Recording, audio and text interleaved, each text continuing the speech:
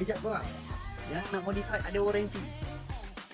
Okey, merujuk kepada soalan teka-teki minyak tak naik kan. Kalau korang tengok pada video yang saya post dulu ni, okey, puncanya ada dua punca lah. Satu, banyak punca sebenarnya, tapi kita kira kronologi lah kan. Okey, dia macam ni. Blok tu blok saiz besar saiz 70. Lepas tu spacer tebal. Dan okey, apabila kita nak fokus kepada kualiti blok, kita akan nipiskan bahagian ni supaya lubang minyak ni lebih kecil sedikit, supaya tekanan minyak lebih tinggi di bahagian crankshaft untuk menjaga lubricant piston keluar. Okay. So bila kita nipiskan, kadang-kadang machine shop ni dia terlebih nipis. Kadang-kadang kita nak potong lubang minyak, tiba-tiba dia potong terlebih. Kita pun kadang-kadang tak murah kan, kita just counter by gasket lah. Kadang-kadang terlepas pandang lah kita boleh kilaf kita kan.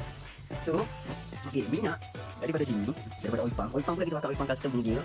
Bila custom punya gear, ratio dia lebih tinggi dan tekanan dia lebih tinggi. Dan sifat oil flow ni apabila spacer tebal, perjalanan antara sini ke blok ni agak panjang. So sifat dia lebih lajak lah, lebih laju lah, sebab tekanan dia terus macam water pump punya ni lah kan. Water pump kan dia tak terus corner, dia straight dulu dia tu. So tekanan dia lebih tinggi. Satu. Kedua, bila kita pakai blok besar, ni contoh lah, blok tu dah ada kat enjin contoh, okey. Gasket kita confirm dah nipis sangat dah, hampir-hampir je. So bila dah hampir-hampir, minyak punya tekanan tinggi tu kat sini okey lagi, dia dah tekan dah, dia ada bocor je sikit, dia terus tekan gasket ni. Dia jadi dua laluan utama dengan laluan alternatif. Bukan alternatif, dia punya laluan hati dia nak celah masuk. Sampai sini, masuk sini, keluar sini, terus ke gearbox dengan terus ke sini. Ke sini pula, biasalah lubang ni famous dengan lubang yang sangat kecil sikit. Yang biasanya saya tebuk, tapi kadang-kadang tebuk kita orang tu tak luas sangat. So kita agak-agak lah, sebab memang saiz kecil sikit berbanding yang belah sini.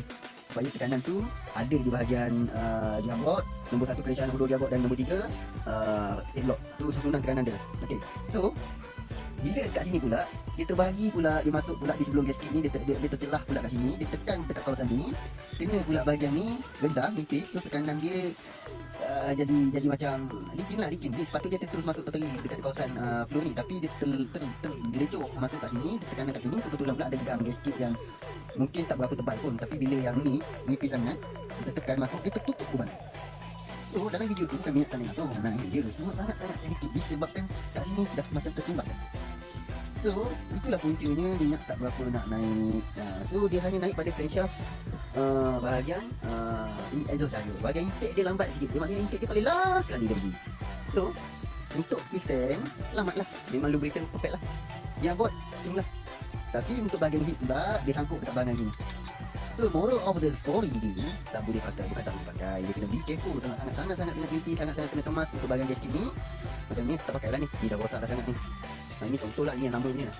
Ini tak teruk, yang satu lagi teruk. Tambah-tambah kalau jenis pakai kertas punya ni, tak ada dah. Boleh pakai kertas punya ni, kadang-kadang kita tak nak set clearance, kita ukur ketebalan dia ni, kadang-kadang tak ada jual. Kadang-kadang kita terpaksa sama ada kita nak skin spacer ataupun kita pakai kertas punya ni untuk kita nak pastikan kita dapat depth clearance yang kita nak tetapkan. Okay, so kalau yang kertas ni lagilah berisiko. Sebab apa?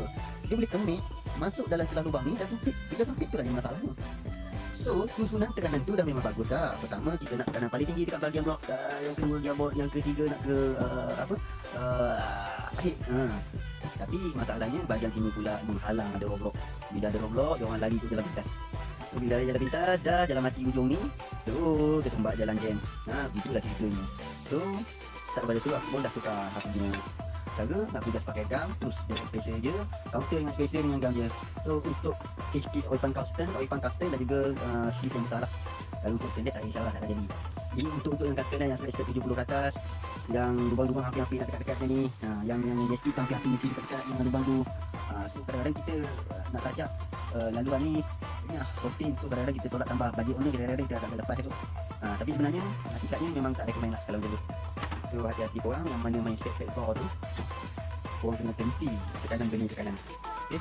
Assalamualaikum, macam biasa, selamat hari raya. Ini spek 70 ke bawah saja, ada warranty 1 bulan untuk modify enjin dengan kami gunakan package bawah kami. Spek 63 boleh naik 13, baik korang pakai standard punya, boleh naik 13, 14 lagi better. Motor standard kilang tapi boleh pergi 120 saja. Masalah RS dan RS atau RSS 150 kami bantu dari 750 sahaja. Warranty